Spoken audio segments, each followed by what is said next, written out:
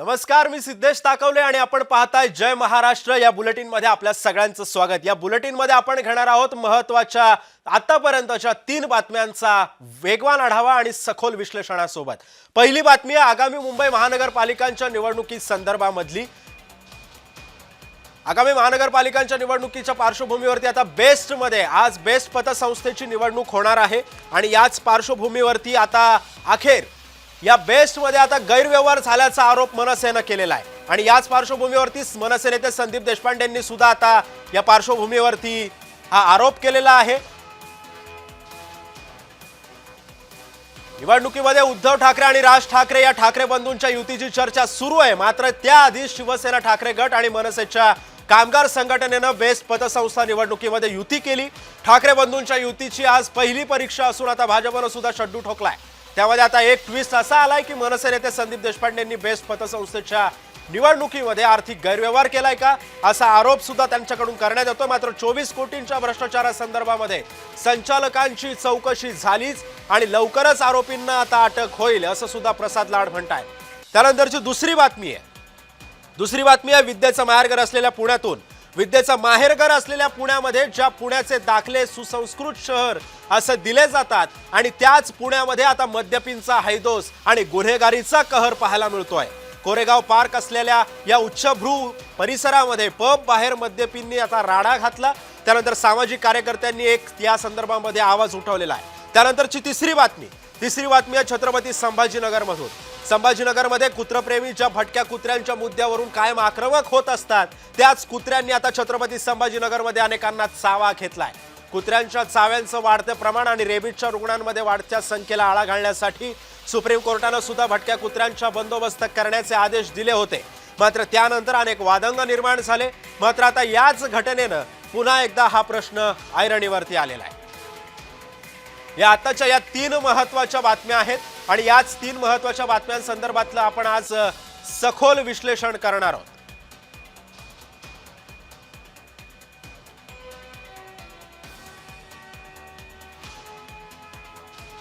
आपण पाहतोय की आता या 3 महत्त्वाच्या बातम्या आहेत। बेस्ट पतसंस्थेची निवडणूक असेल त्याच्यामध्ये झालेला गैरव्यवहाराचा आरोप मनसेने केलाय।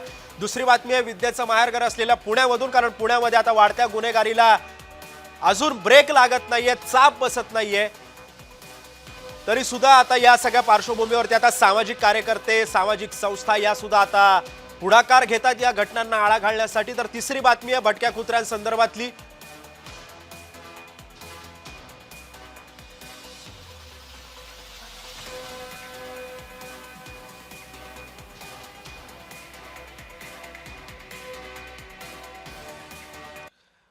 आणि याच संदर्भामधील बातम्यांसाठी आपल्यासोबत काही मान्यवर सुद्धा सखोल विश्लेषण करण्यासाठी आता जोडले गेलेले आहेत। माझ्यासोबत आहेत भाजपचे प्रवक्ते अजित चव्हाण, राष्ट्रवादीच्या प्रवक्त्या रुपाली ठोंबरे पाटील आणि आरजे सोनाली आणि सामाजिक कार्यकर्त्या गौरी पिंगळे सुद्धा आपल्यासोबत जोडले गेलेले आहेत। आपल्या सर्वांचं स्वागत आहे जय महाराष्ट्रमध्ये। बुलेटिनच्या सुरुवातीला आपण एक पहिली बातमी पाहतोय मनसे संदर्भातली। मनसेने एक आरोप केलेला आहे, या आरोपामध्ये आता नेमका किती तथ्य आहे हे सुद्धा पाहणं महत्त्वाचं ठरणार आहे। मात्र संदीप देशपांडे काय म्हणाले होते काही वेळापूर्वी पाहूयात।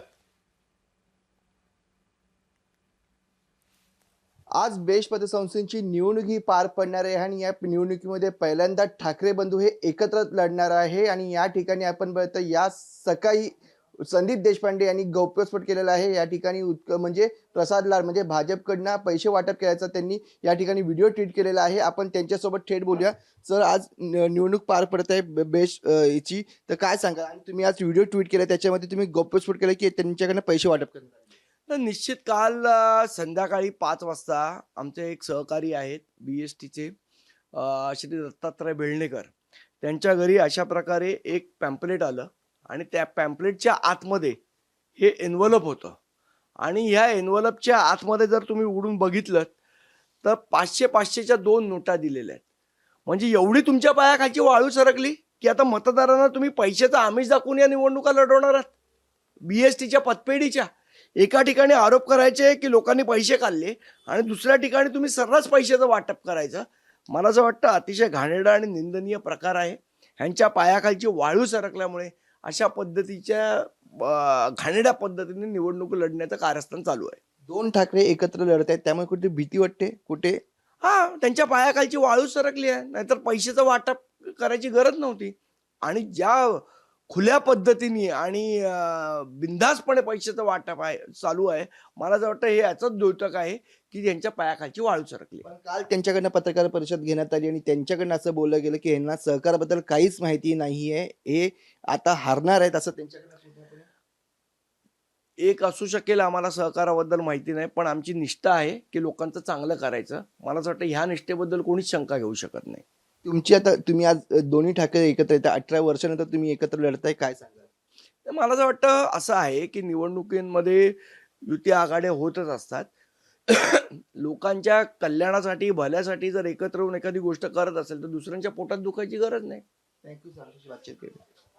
एकाच्या कोणाची भलं होत असेल तर दुसऱ्याचं लढणं गरज नाही असं संदीप देशपांडे यांच्याकडनं म्हणण्यात आलेलं आहे. आणि त्यांनी सकाळी या ठिकाणी भाजप प्रसाद लाड यांच्याकडून आपण मिळत नोटांचं वाटप केल्याचं व्हिडिओ त्यांनी ट्विट करत गौप्यस्फोट असा हा केलेला आहे. कारण की आज बेस्टची पतसंस्थेची निवडणूक ही पार पडण्याची निवडणूक महत्त्वाची मानली जाते, कारण की या ठिकाणी 18 वर्षानंतर दोन्ही ठाकरे बंधू एकत्र ही लढत आहेत.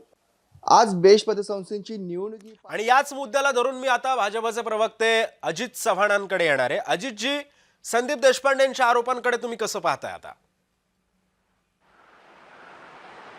साहेब, मी एक गोष्ट स्पष्ट करतो की भारतीय जनता पक्ष म्हणून या निवडणुका आम्ही लढत नाही. तर या सहकारामधल्या निवडणूक आहे. जसं देशपांडे साहेब आपल्या पक्षाची बाजू मांडावी तसं तिथले बोलतायत, पण महाराष्ट्र मुळात हेच लक्षात घेतलं पाहिजे, यांना सहकार कळत नाही ते आम्ही का म्हणतो ते याकरताच म्हणतो. या बेस्ट कर्मचाऱ्यांच्या पतपेढीच्या निवडणूक आहेत. त्यांनी ज्यांचं नाव घेतलं की ज्यांच्या घरी पाकिट आलं ते दत्ताभाई बेळणेकर माझे जवळपास 22 वर्ष जुने मित्र आहे. डिलाईन रोडला आम्ही शेजारी राहत होतो मुंबईमध्ये. आणि समजा आपण असं एक वेळेला मान्य करू की वाटले पैसे, तर त्या पैसे वाटणाऱ्याला एवढी तरी अक्कल आहे, एवढं माहिती आहे की बाबा रे, भाई बेळणेकर दत्ताभाई मनसेचे कार्यकर्ते आहेत, त्यांच्या घरी कोण कशाला नेऊन पाकिट देईल? आपल्या घरी आपल्या कार्यकर्त्याच्या घरी आलेलं एखादं पाकिट दाखवायचं आणि काहीतरी सनसनीखेच गौप्यस्फोट केला. मला असं वाटतं हे सगळं हास्यास्पद आहे. काय माहितीये ही गोष्ट लक्षात घ्या की दोन्ही पक्षाच्या दृष्टीनं त्या अस्तित्वाच्या निवडणुका आहेत, त्यामुळं त्यांच्या पायाखालची वाळू सरकली हे लक्षात घ्या. आणि मला असं वाटतं की आमच्या दोन्ही नेते म्हणजे आमच्या पक्षाचे दोन्ही नेते जे तिथं सहकारामध्ये निवडणूक लढवत आहेत, एकतर प्रवीण भाऊ दरेकर सहकारामधले मुंबईच्या परिसरामधले, कोकणातले, महाराष्ट्रामधले प्रमुख नेते, त्यांचं खूप मोठं काम आहे.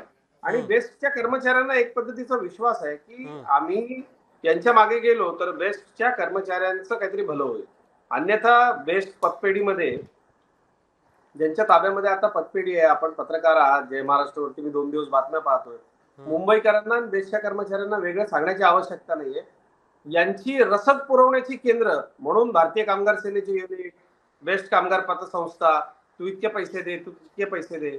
आमचा पक्ष हा कार्यकर्त्यांच्या मेहनतीवर चालतो. आम्हाला गुरुदक्षिणा येते, त्यावरती आम्ही आमच्या पक्षाचा कारभार चालवत असतो. आम्हाला अशा पद्धतीनं कुठेही माणसं पेरून संस्था ताब्यात घेऊन तिथनं आपला आर्थिक बाजू विरोधकांच्या पायाखालची वाळू सरकली असं सुद्धा आरोप आता संदीप देशपांडे करतायत. अजितजी, मी आपल्याला सुरुवातीलाच म्हणालो की यांना सहकार कळत नाही आम्ही असं का म्हणतो, ते याच करता म्हणतो की या काही पक्षाच्या निवडणुका नाही, या पक्षीय निवडणुका नाही, याला तसा रंग देणंही चुकीचं आहे. या बेस्टच्या कामगारांच्या पतपेढीच्या निवडणुका आहेत, त्या अनुषंगानं पाहिल्या गेल्या पाहिजे आणि त्याच पद्धतीनं त्या लढल्या गेल्या पाहिजे. तिथं जर तुम्ही पक्ष आणि राजकारण आणलं तर त्या कामगारांचं नुकसान आहे त्याच्यामध्ये. आम्ही ह्या पक्ष म्हणून निवडणुका लढत नाही, कारण मला विजयाचा पूर्ण विश्वास आहे. त्यांना पराभव डोळ्यासमोर दिसतोय. आमच्या नेत्यांनी केलेलं काम प्रचंड काम.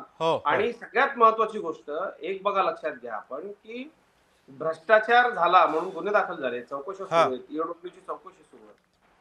तर आता त्याला काहीतरी उत्तर दिलं पाहिजे. मला आजचा प्रकार तर हास्यास्पदच वाटतं. दत्ताभाई बेळणेकर हे मनसेचे कार्यकर्ते आहेत, ते माझे अत्यंत चांगले मित्र आहेत. आम्ही 20-22 वर्ष एकमेकाला ओळखतो, आम्ही शेजारी होतो. त्यामुळं त्यांच्या घरी एखादं पाकिट आलं आणि त्याच्यामधनं नोटा निघाल्या आणि त्या तुम्ही दाखवून गौप्यस्फोट वगैरे झाला, असं हे काय मला पटत नाही. हे हास्यास्पद. नक्कीच. अजितजी, तुम्ही सोबतच राहा. आता यानंतर आपण दुसरी बातमी बघणार आहोत. दुसरी बातमी आहे विद्येचं माहेरघर असलेल्या पुण्यातून. ज्या पुण्याचं आपण गेल्या काही वर्षांपासून एक दाखले देत असतो, विद्येचं माहेरघर असलेल्या पुण्यामध्ये ज्या पुण्याचे दाखले सुसंस्कृत शहर असं दिले जातात, आणि त्याच पुण्यामध्ये आता मद्यपींचा हैदोस आणि गुन्हेगारीचा कहर पाहायला मिळतोय. कोरेगाव पार्क असलेल्या उच्चभ्रू परिसरामध्ये एक पब निर्माण होतो. त्या पब बाहेर हे मद्यपी राडा घालतात आणि तिथल्या सामाजिक शांततेचा हा भंग केला जातो. त्यानंतर सामाजिक कार्यकर्त्यांनी या संदर्भामध्ये आता आवाज सुद्धा उठवलेला आहे आणि याच संदर्भामध्ये आता आपण बोलण्यासाठी राष्ट्रवादीच्या प्रवक्त्या रुपाली पाटील आणि सामाजिक कार्यकर्त्या ज्यांनी आवाज उठवला, गौरी पिंगळे, त्या सुद्धा आपल्या सोबत असणार आहे. मी सर्वप्रथम रुपालीताई तुमच्याकडे येतोय. ज्या पुण्याचे दाखले आपण येत्या काही काळामध्ये अतिशय सुसंस्कृत शहर आणि स्पार्क म्हणजे सुरक्षेच्या बाबतीमध्ये पुणे शहराचं नाव अतिशय अग्रक्रमाने घेतलं जात होतं, विद्येचं माहेरघर असं समजलं जात होतं, आज त्याच पुण्याचं नाव हे खराब होतंय. कसं बघायचं आता या सगळ्या प्रश्नाकडे? मुळामध्ये ही वास्तवता आहे की पुण्याचं नाव खराब होतंय, पण ते कुणामुळे होतंय तेही पाहणं गरजेचं आहे. पुण्यातली कायदा सुव्यवस्था असेल किंवा सामाजिक शांतता असेल ही पाळणं खरंच गरजेचं आहे. पण काय झालंय, पुणे हे माहेरघर माहेरघर म्हणता म्हणता पुण्यामध्ये अनेक विद्यार्थी येत आहेत. बरं, येऊ द्या, यायला काही हरकत नाही, परंतु ते विद्यार्थी रात्रीच्या वेळेला हे जे काय आपल्याला घटनेने स्वातंत्र्य दिलेलं आहे, म्हणजे त्यांनी काय खायचं काय प्यायचं हे त्यांना स्वातंत्र्य आहे, त्या स्वातंत्र्याचा त्या गैरफायदा घेताना आपल्याला दिसत आहेत. तिथे ते दारू प्यायला जातात किंवा पार्टीला जातात किंवा पब मध्ये जातात. ते गेल्यानंतर ती त्यांची दारू जास्त होते आणि मग जो काही कालचा प्रकार कोरेगाव पार्क मध्ये पिंगळे वस्तीमध्ये घडला की ते जे काही दारू पिणारे तरुण तरुणी आहेत ते बाहेर सोसायटीच्या इथं बाथरूमला बसतात, अश्लील चाळे करतात. याच्यावर खरं पोलिसांनी म्हणजे पिंगळे वस्ती ज्या पोलीस स्टेशनच्या हद्दीत येतं त्या पीआयचं काम आहे की हे जे काही हॉटेल चालतात हे आतमध्ये त्यांना बाथरूमला किंवा आतमध्ये बसायला या गोष्टी आहेत का नाही हे खरंच पोलीस स्टेशनच्या पीआयचं पाहणं गरजेचं आहे. जे धंदा करतात त्यांची रिस्पॉन्सिबिलिटी आहे. काय झालेलं आहे की बाबा दारू पिऊन ही मुलं बसणार, चाळ्या करणार किंवा नको त्या गोष्टी करणार. या गोष्टी होत असताना या विद्यार्थ्यांवर सुद्धा पालकांचा कुठलाही कंट्रोल नाही. हे विद्यार्थी इथे येतात, भाड्याने राहतात किंवा मोठमोठी घरं घेतात आणि मग त्यांना सांगणारं कोणी नसतं. पोलिसांनी त्यांच्यावर कारवाई केली की आमच्या वैयक्तिक स्वातंत्र्यावर गदा आणली म्हणतात, नाही केली तर आमच्यासारखे लोक त्यांना बोलत असतात. त्याच्यामुळे या कारवाई आणि कायदा सुव्यवस्था समन्वय साधणं गरजेचं आहे. तिथले जे काही पोलीस स्टेशनचे पीआय आहेत त्यांनी तिथे जेवढे हॉटेल आहेत त्यांची जी काही गिराईक म्हणजे खाणारी जी काही लोक आहेत किंवा हॉटेलला येणारी जी मुलं मुली आहेत त्यांनी बाहेर कोणताही कायदा सुव्यवस्था हातात घेऊ नये, शांतता भंग करू नये. या दोन्ही गोष्टीचं पोलीस यंत्रणा आणि हॉटेल चालवणारे या दोघांनी समन्वय करणं गरजेचं आहे. या मुलांमुळे काय होतं, निश्चित त्या मुली ज्यांना कपडे घालण्याचं स्वातंत्र्य आहे, परंतु आमची जी लोकल मुलं आहेत ती बिघडतात, ती त्या पद्धतीने वागतात, तर आम्ही का नाही तसं वागू असं त्यांच्या मनात येतं. त्यामुळे समुपदेश करणं सुद्धा गरजेचं आहे. त्याशिवाय हे प्रकार कंट्रोलमध्ये येणार नाही. आणि हा कुठल्या पक्षाचा कुठल्या याचा विषय नाहीये. हा पुणेकरांनी रस्त्यावर उतरून प्रशासन आणि पुणेकर यांना दोघांनी या गोष्टी समन्वय साधून कारवाई होणं गरजेचं आहे. अजित चव्हाण सुद्धा काही बोलू इच्छित आहेत या सगळ्या मुद्द्यावरती. अजित चव्हाण बोला. सिद्धेश टाकोलेजी, मला एक गोष्ट इथं मांडायची आहे. माझं पुणे आजोळ आहे बर, आणि माझा अर्धा अधिक काळ आयुष्याचा पुण्यामध्ये व्यतीत झाला. या शहराबद्दल प्रचंड प्रेम आहे आणि इथले जे स्थानिक गावकरी आहेत जवळपास ते सगळे आसपासचे आमचे नातेवाईक आहेत. बर, आता गौरीताईंनी ज्या पद्धतीनं इथे हे सगळं केलंय, ताई आम्ही सगळे तुमच्या पाठीशी आहोत. सिद्धेशजी, आपल्या माध्यमातून महाराष्ट्राला मला एक गोष्ट सांगायची आहे. ज्यांची पाल्य पुण्यामध्ये राहतात त्या पालकांनी आपल्या मुला मुलींना सोडून दिलंय का? देशामधल्या सर्वच परिसरामधल्या उच्चभ्रू धेंडांची मुलं इथे आहेत. मध्यंतरी पोरसे प्रकरणानंतर मी अभिनंदन करेल पुणे महापालिकेचं, पोलिसांचं अत्यंत कडक कारवाई केली होती. माझ्या अनेक मित्रांचे 5-5, 6-6 कोटीचं नुकसान झालं. कुठल्याही राजकीय दबावाला आम्ही बळी न पडता रुपालीताईंच्या म्हणण्याची मी 100% सहमत आहे. आम्ही हे सगळे पब तोडून टाकले होते, परंतु न्यायालयाचा आश्रय घेऊन, म्हणजे रुपालीताई जसं म्हणाल्या की घटनेनं प्रत्येकाला स्वातंत्र्य दिलंय. अरे बाबांनो, तुम्ही हॉटेलमध्ये जाता, पण तुम्ही स्थानिक गावकऱ्याच्या घरासमोर गोंधळ घालता. अत्यंत तोकड्या कपड्यामध्ये तुम्ही मध्यधुंद अवस्थेमध्ये एखाद्या सोसायटीच्या परिसरात जाऊन लघुशंकेला बसता, तिथं गोंधळ घालता, तुमच्या गाडीतले टेप मोठमोठ्यानं वाजवता. म्हणजे स्थानिकांची खरंच मोठी अडचण झाली. आणि याच्यामध्ये सरकार आणि प्रशासन म्हणून मी आपल्याला एक गोष्ट सांगतो, माननीय देवेंद्रजींनी आणि आदरणीय अजितदादांनी या विषयामध्ये अत्यंत कठोर भूमिका घेऊन कुठल्याही राजकीय हस्तक्षेपाचा विचार न करता सगळे अनधिकृत पब बार तोडून टाकले होते. 7-8 महिने पूर्णपणे हे सगळं कल्चर जवळपास मोडकळीला आणलं होतं. परंतु या उच्चभ्रू धेंडांच्या मुला मुलींचा पार्टीचा हा हव्यास इतका मोठा आहे, हे लोक न्यायालयामध्ये जातात, प्रशासनाचे हात खरंय बांधले जातात, अजितजी, आता ज्या सरकारचे हात गौरी बांधले पिंगळेंनी, जातात. ज्या सामाजिक कार्यकर्त्या गौरी पिंगळेंनी या संदर्भामध्ये आवाज उठवला होता त्या सुद्धा आज आपल्यासोबत जोडल्या गेलेल्या आहेत. गौरीजी, काय घडलं होतं नेमकं त्या दिवशी आणि नेमका तुम्ही हस्तक्षेप करायला गेला असताना तुमच्यावरती काय प्रसंग ओढावला का त्यावेळी? संदीपजी नमस्कार. आफ्टर 5 नावाचा पिंगळे वस्तीमध्ये हा पब आहे. या ठिकाणी काल सुमारे 8:30च्या दरम्यान कोरेगाव पार्क मधीलच एका पब मध्ये पार्टी बंद केल्यानंतर पोलिसांनी, ती जवळजवळ MIT कॉलेजची फ्रेशर पार्टी होती ही, जवळपास 200 ते 300 विद्यार्थी हे होते, स्टुडंट, तेवढे सर्व या पिंगळे वस्तीमध्ये असणाऱ्या आफ्टर 5 या पब मध्ये आले. आणि त्यानंतर ना त्यातलेच काही मुलं ही जे सार्वजनिक रोड आहे त्या रोडवर बसून त्यांनी मद्यपान केलं. ते मद्यपान करत असताना सोसायटी मधीलच एका ज्येष्ठ नागरिकांनी त्यांना विचारणा केली की ह्या पब्लिक प्लेस मध्ये हे अलाउड नाहीये, तुम्ही या ठिकाणी हे दारू पिऊन गोंधळ करू नका. तर त्यांनी बॉटल फोडून चक्क त्यांच्यावर हल्ला करण्याचा प्रयत्न केला. आणि याच कारणामुळे स्थानिक नागरिक देखील सर्व त्या ठिकाणी जमा झाले आणि त्या होऊन पोलिसांनी देखील मग त्यावेळेस लाठीचार्ज करावा पोलिसांना. आणि मी आवर्जून सांगेन की पुणे हे विद्येचे माहेरघर आहे, आपण वारंवार म्हणताय, परंतु पुणे हे विद्येचे माहेरघर आता राहिलेले नाही असं मला वाटतं. ते ड्रग्सचं कॅपिटल झालेलं आहे. गौरीजी, आता हाच मुद्दा धरून मी रुपालीताईंकडे जातोय, कारण रुपालीताई या सुद्धा आता त्यांनी महिलांबद्दल आवाज उठवलेला आहे आणि या सगळ्या पार्श्वभूमीवरती जिथे जिथे अन्याय घडतो तिथे रुपालीताई ह्या खंबीरपणे उभ्या असतात. तुम्ही आता या संदर्भामध्ये रुपालीताईंकडे जाणार आहात का? आणि रुपालीताई, या सगळ्या पार्श्वभूमीवरती आता तुम्ही काय भूमिका घेताय? एक लक्षात घ्या. बोला ताई बोला. त्यावर कठोर कारवाई करतील अशी आमची अपेक्षा आहेच, कारण की बेकायदेशीर असलेला हा पब आहे, रहिवासी एरियामध्ये आहे. या ठिकाणी फक्त 15 मीटरवरच मंदिर आहे, शाळा आहे आणि हॉस्पिटल आहे. तरी देखील या जर परवाना मिळाला असेल, नक्कीच या सगळ्या पार्श्वभूमीवरती गौरीताई, कायदा आणि सुव्यवस्थेचा सुद्धा प्रश्न निर्माण होतोय. आपल्याकडे वेळेची सध्या तारांबळ उठते, परंतु या सगळ्या पार्श्वभूमीवरती मी आता तुमच्याकडे येतो रुपालीताई. या सगळ्या पार्श्वभूमीवरती आता तुम्ही काय निर्णय घेताय आणि तुम्ही या संदर्भामध्ये आता काय भूमिका बजावताय पक्षातर्फे?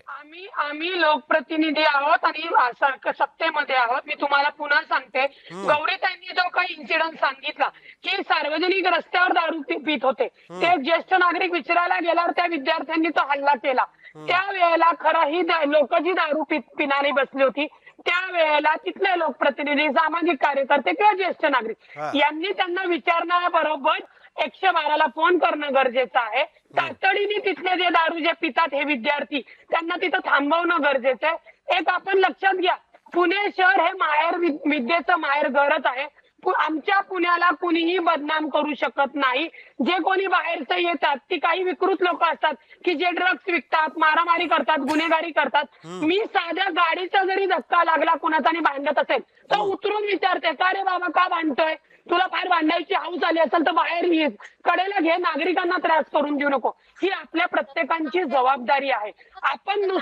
आपण नुसतं सांगून किंवा या गोष्टी होत नाही. निश्चित याच्यावर कारवाई केली जाईल. रेल्वेमध्ये जर मुलं असेल तर त्याची कायद्याची तपासणी केली जाईल आणि त्यांच्यावर कारवाई केली जाईल. कुणालाही याच्यात अभय दिलं जाणार नाही. त्या मुलांवरही कारवाई होणं गरजेचं आहे आणि जर बेकायदेशीर परवाने असतील त्याच्यावरही कायदेशीर कारवाई होणं गरजेचं आहे. मला माहित नाही, मी पिंगे वस्तीचा हा पब बघितलेला नाहीये, पण अख्ख्या कोरेगाव पार्क मध्ये एंटरटेनमेंट असेल, पबची जी काही आहे, हॉटेल. रुपालीताई, त्यामुळे आता या सगळ्या पार्श्वभूमीवरती आता याला चाप बसतो का हे सुद्धा येत्या काळात पाहणं महत्वाचं ठरणार आहे. पुढची बातमी आपण पाहूयात. पुढची बातमी आहे छत्रपती संभाजीनगर मधून. कुत्रप्रेमी ज्या भटक्या कुत्र्यांच्या मुद्द्यावरून कायम आक्रमक होत असतात, त्याच कुत्र्यांनी आता छत्रपती संभाजीनगरमध्ये अनेकांना चावा घेतलाय. कुत्र्यांच्या चाव्यांचं वाढतं प्रमाण आहे आणि त्यामध्ये आता रेबीजच्या रुग्णांमध्ये सुद्धा आता वाढ होतीये आणि यालाच आळा घालण्यासाठी सुप्रीम कोर्टाने या भटक्या कुत्र्यांचा बंदोबस्त करण्याचे आदेश सुद्धा दिलेले होते. मात्र आता त्यानंतर अनेक वादंग निर्माण झाले. मात्र आता या घटनेनं पुन्हा एकदा हा प्रश्न ऐरणीवरती आलाय आणि याच संदर्भामध्ये या प्रश्नांवरती आता बोलण्यासाठी प्राणीमित्र RJ सोनाली सध्या आपल्यासोबत उपस्थित आहे. सोनाली, तुझं स्वागत आहे जय महाराष्ट्रामध्ये. एक वेळ असं असतं की सुप्रीम कोर्ट निकाल देतं की भटक्या कुत्र्यांचा बंदोबस्त करावा आणि आता अखेर ज्या मुक्या प्राण्यांचं आपण त्यांचं संरक्षणच करतो म्हणायला हवं, ज्या मुक्या प्राण्यांचा आपण आतापर्यंत सगळ्या पार्श्वभूमीवरती या सगळ्या गोष्टींवरती त्यांना सपोर्ट करत आलो, मात्र आता त्याच कुत्र्यांच्या या वाढत्या चाव्यावरती आता कसं बघायचं? आता प्राणीमित्र म्हणून आता तू काय करणार आहेस याच्यामध्ये? सगळ्यात आधी नमस्कार सगळ्यांना. आणि मला असं वाटतंय की माननीय सुप्रीम कोर्टाने जो काही आदेश दिला होता की दिल्ली NCR येथील जे डॉग्स आहेत, जे कम्युनिटी डॉग्स आहेत, जे भटकी कुत्रे आहेत, त्यांना एका शेल्टर होम मध्ये पाठवण्यात यावं. तर या निर्णयाबद्दल जे आहे ते सगळ्यांनी आधी विरोध केला आणि अजूनही करत आहोत, कारण की शेल्टर होम्स मध्ये पाठवण्याची व्यवस्था त्यांच्याकडे नव्हती आणि म्हणून तिथे हे आहे की तुम्ही जर तशी व्यवस्था देत आहात का त्यांना, आणि मग त्यानंतर आपण हा जो आहे दिलेला आदेश तो आपण फॉलो केला गेला पाहिजे. राहिला प्रश्न की तुम्ही म्हणतात की भटक्या कुत्र्यांमुळे होणारे जे हल्ले आहेत अगदी मान्य आहेत. काही प्रमाणात ते भटक्या कुत्र्यांमुळे होणारे हल्ले जे आहेत त्यामुळे लोकांमध्ये एक प्रकारची भीती असते. पण यासाठी कॉर्पोरेशनचं काम हे सगळ्यात जास्त महत्वाचं आहे, कारण की अॅनिमल वेलफेअर बोर्ड ऑफ इंडियाने जो काही नियम दिलेला आहे की तुम्ही भटक्या कुत्र्यांची नसबंदी करा, त्यांना वॅक्सिनेट करा आणि मग परत रिलीज करा. तर हे काम जर व्यवस्थितपणे होत असेल तर निश्चितच चावा घेणाऱ्या कुत्र्यांची संख्या ही कमी होऊ शकते. आता पुण्यातलंच उदाहरण द्यायचं तर जवळपास 2 ते 2.5 लाख स्ट्रे डॉग्स पुण्यामध्ये आहेत आणि यावरती PMC प्रशासन काम करतंय. PMC प्रशासनाची स्वतःची पण कुठली सोनाली, ज्यावेळेस सुप्रीम कोर्ट असा निकाल देतं की या भटक्या कुत्र्यांचा बंदोबस्त करण्यासाठी त्यांची रवानगी दुसरीकडे करा, त्यावेळी सगळे प्राणी मित्र, श्वानप्रेमी हे सगळे रस्त्यावरती उतरतात, आंदोलनं करतात. मात्र आता जेव्हा म्हणजे सामान्य नागरिकांना जेव्हा या भटक्या कुत्र्यांचा त्रास होतो, त्यांना चावा घेतला जातो, त्यांच्या अक्षरशः जीवावरती बेततात या सगळ्या गोष्टी. मग अशा वेळेस प्राणी मित्र का जागे होत नाहीत? त्यावेळी का श्वानप्रेमी जागे होत नाहीत? म्हणून तर होत आहेत, म्हणून तर जागे होत आहेत ना. जेव्हा त्यांना बंदोबस्त करायचा आदेश दिलेला आहे तर तो कुठे दिलाय तुम्ही त्या कुत्र्यांना जाऊन एका ठिकाणी मारणार आहात. जे पाऊंडची व्यवस्था केली जाते, म्हणजे सिमेंटचे मोठे मोठे खंदका करून तिथे त्यांना टाकलं जातं, जिथे त्यांना खायला दिलं जाणार नाही, तिथं ते तडपून मरणार, यावरती विरोध केला जातोय. आणि राहिला की आता त्यांना बंदोबस्त करा म्हणजे त्यांना मारून टाकण्याचा एका अर्थाने हा आदेश आहे. आपल्याकडे कुत्र्यांना सुरुवातीला मारलं जायचं, पण त्याच्यानंतर तो आदेश आलेला आहे की मारलं जाऊ शकत नाही त्यांना स्टेरिलाइज करणं, वॅक्सिनेट करणं, रिलोकेट करणं. पुन्हा तुम्ही म्हणतात की अटॅक करतात. अटॅक केव्हा करतात? त्यांची पण मानसिकता आपण समजून घेतली पाहिजे. त्यांना खायला मिळत नाही, ते भुकेने व्याकुळ असतात आणि कुत्रा आणि माणूस यांच्यामध्ये एक प्रकारचं तसंही आपण पाहिलं तर आधीपासून आपल्याकडे पाळीव प्राणी कुत्रा समजला जातो, पण रस्त्यावरचे जे कुत्रे आहेत त्यांना तशी पाळीव प्राण्याची ट्रीटमेंट दिली जात नाही. ते नेहमीच सोनाली, मी तुला थोडंसं थांबवतो. भाजपचे प्रवक्ते अजित चव्हाण या संदर्भामध्ये बोलू इच्छित आहेत. अजितजी बोला. सोनालीताई, तुमच्याबद्दल व्यक्तिगत आदर आहे, पण तुम्हाला मी एक गोष्ट सांगतो. 2 वर्षापूर्वी मला स्वतःला माझ्या छोट्या बाळावरती हल्ला करत असलेल्या कुत्र्यापासून त्याला वाचवत असताना कुत्र्यानं माझा पाय अक्षरशः फाडला होता. आपण ह्या ज्या गप्पा करताना माझी हात जोडून विनंती आपल्याला, आमच्या MMR रिजन मध्ये शेकडो सोसायटीच्या पदाधिकाऱ्यांवरती गुन्हे दाखल आहेत. हे जे प्राणीप्रेमी येतात हे म्हणजे मला कळत नाही काय साठा लोट आहे. अक्षरशः चर्ची लोकांकडे काम दिलेलं आहे. हे लोक येतात, त्यांना कुठून तरी पैसे येतात, अत्यंत घाणेरडा वास मारणारी मासे आणि भाताचा एक प्रकार असतो, तो सोसायटीमध्ये ते घुसून बिनदिक्कतपणे ते त्या कुत्र्यांना देतात. ते कुत्रे खाऊन प्रचंड आक्रमक होतात. काय भूतदया वगैरे सगळं ठीक आहे, गरीब वॉचमनच्या 4 वर्षाच्या मुलाला फाडून खाल्लं कुत्र्यांनी. रोज बरोबर 30 मिनिटाला एक माणूस, 30 मिनिटाला एक माणूस या रेबीजमुळे मरतोय. असा जर एखादा आक्रमक कुत्रा असेल तर आपण वेळीच त्याच्या बाबतीत तक्रार दिली पाहिजे. तुम्ही मुंबईमध्ये या, तुम्ही इथं 2 व्हीलर चालून दाखवा, तुम्ही ठाण्यामध्ये MMR रिजन मध्ये या, तुम्ही नाशिकला या. रात्रीच्या वेळेला आमच्या भगिनींना मी रात्रीच्या वेळेस कुत्रा या विषयावरती लोकांच्या भावना अतिशय आक्रमक आहेत. माझा तर जाहीर आरोप आहे, मेनका गांधींची ती एक संघटना आहे, अक्षरशः सोसायटीच्या पदाधिकाऱ्यांना अतिरेकी असल्यासारखं पोलीस स्टेशन मध्ये जाऊन गुन्हे दाखल करतात. लहान मुलांना ओरबाडून हे बिबट्यांपेक्षा या कुत्र्यांची समस्या भयानक झालेली आहे. प्राणीप्रेम वगैरे ठीक आहे, आपल्या घरामध्ये कुत्री पाळावी, आम्ही तुमचे व्हिडिओ बघतो पक्ष्यांबरोबरचे, खूप छान आहे. काही लोकांचा जिथं जीव जातो ना, हा लोकभावनेचा प्रश्न आहे. आणि न्यायालयाच्या मला शतशः आभार आहे. हे गुंड आहेत सगळे लोक जे प्राणीप्रेमी म्हणून येतात ना रस्त्यावरती, तुमच्यासारखी जी मंडळी, त्यांचा आम्हाला आदर आहे. पण सामान्य माणसाचा जीव आधी महत्वाचा आहे. आपण कुत्री महत्वाची की माणूस महत्वाचा? या बाबतीत रस्त्यावरती राहणाऱ्या आमच्या लोकांमध्ये बिगारी कामगार असतील, बांधकाम कामगार असतील, त्यांच्या मुलांना फाडून खातात ही कुत्री. अजितजी, तुमच्या याच प्रश्नावरती एक उत्तर येते, ते सुद्धा आपण ऐकणार आहोत. हा, मला यावरतीच म्हणायचं आहे की सगळेच प्राणी जे आहेत ते आक्रमक नसतात. आणि तुम्ही मुद्दा हे केला की रात्रीच्या वेळेस कुत्रे मागे लागतात. मी सुद्धा रात्रीच्या वेळेसच रात्री 10:30 पावणे 11 वाजता टू व्हीलर वरतीच घरी येत असते आणि माझ्याही भागामध्ये कुत्र्यांचं प्रमाण खूप मोठं आहे. पण ते असेच विनाकारण कोणावरती हल्ला करत नाही. जर तुम्ही म्हणतात की हे जे प्राणीप्रेमी आहेत ते त्यांना खाऊ घालतात, ते खाऊ घालतायत म्हणून काही कुत्रे प्रमाणात शांत आहेत.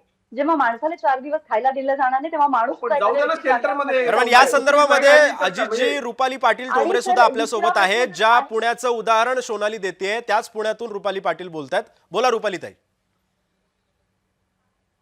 लोकांची लेकरच महत्वाची आहे. भारतीय विद्यापीठ मध्ये आजी सोबत मुलगा खेळत होता, काही नाही, कुत्र्याने येऊन फाडलं. खायला देतात म्हणून, अगर नाही खायला देतात म्हणून ही भटकी कुत्री अजून डोक्यावर बसतात.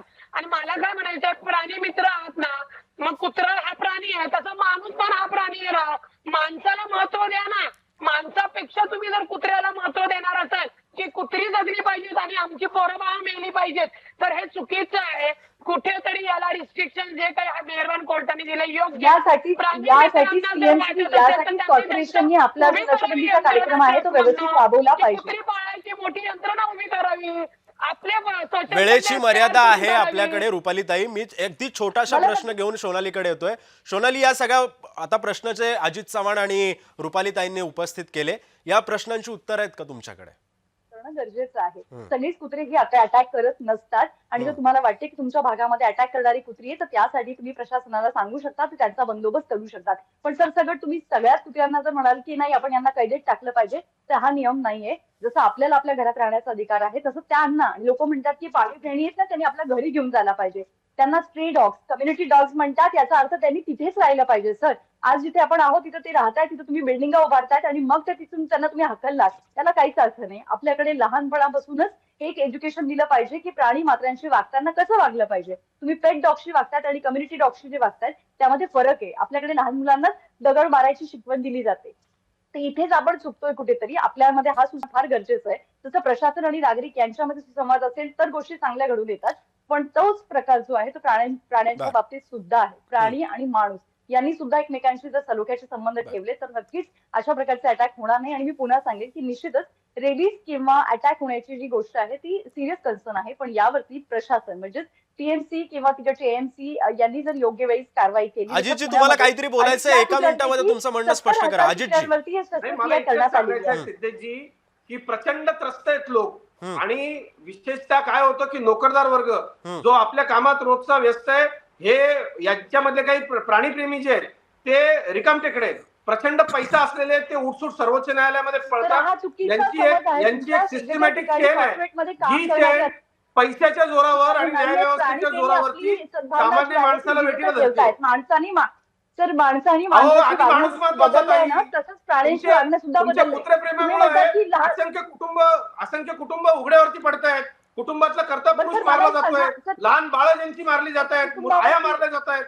बिबट्यासारखा आतंक या कुत्र्यांचा, संघटन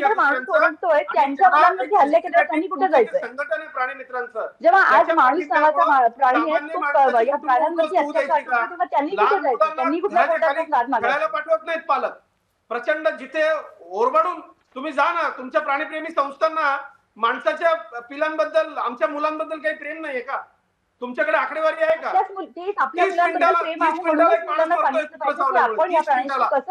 कुठल्याही प्राण्यापेक्षा आपल्याकडे वेळेची मर्यादा आहे. अजितजी आणि सोनाली, या सगळ्या पार्श्वभूमीवरती हा विषय खूप मोठा आहे, मात्र वेळेची मर्यादा असल्यामुळे आता आपल्याला हा कार्यक्रम इथेच थांबवावा लागतोय. धन्यवाद आपल्या सगळ्यांचे. आपल्या या संदर्भामध्ये माहिती देत होत्या राष्ट्रवादीच्या प्रवक्त्या रुपाली पाटील, त्यानंतर भाजपचे प्रवक्ते अजित चव्हाण, प्राणीमित्र सोनाली आणि सामाजिक कार्यकर्त्या गौरी पिंगळे. तुमच्या सर्वांचे सुद्धा आभार.